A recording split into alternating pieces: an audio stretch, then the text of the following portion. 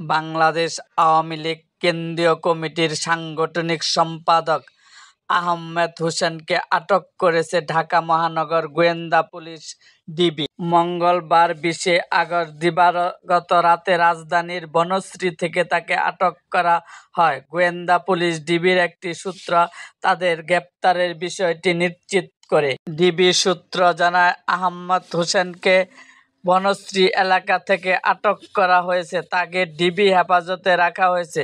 তাকে কোন মামলায় আটক করা হয়েছে তা এখন পর্যন্ত জানা যায়নি।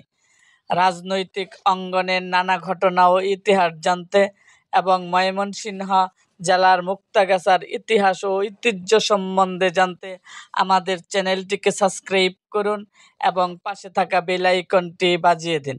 এবং আপনাদের কোনো অনুরোধের ভিডিও থাকলে অবশ্যই কমেন্ট বক্সে জানিয়ে দিন।